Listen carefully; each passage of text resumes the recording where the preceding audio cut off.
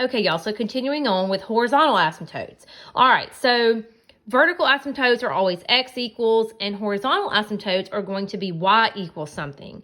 And they're completely different. So with the vertical, all you do is set the denominator equal to 0, and you're good to go.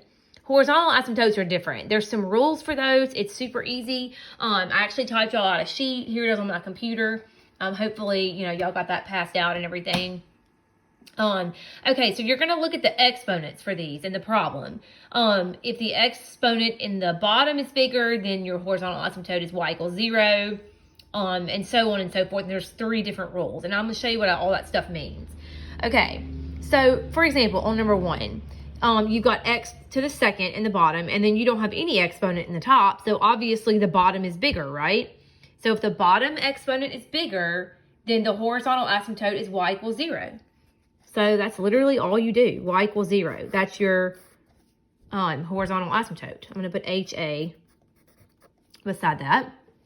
Okay, so number 2, you've got x to the first and x to the first on the bottom. So they're both x to the first. So that would be a situation where the exponents are equal, right? So if you look at your sheet, if the exponents are equal, then the horizontal asymptote is a ratio of the coefficients. Okay, so look. You've got 2x to the first over 1x to the first. So your horizontal asymptote is y equals 2 over 1. You just, which is 2, basically, right? So that's y equals 2, like that. That's all you do. You just put the coefficients over each other. All right, so that's it for that. Okay.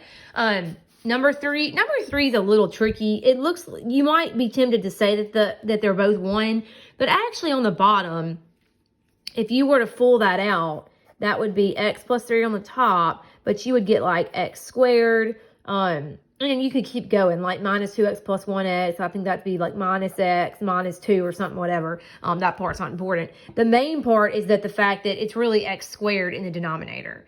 So, obviously the bottom exponent is bigger there. So if the bottom exponent is bigger, then the horizontal asymptote is y equals 0 again. So that's your horizontal asymptote. So those are actually like, I'm going to put 8.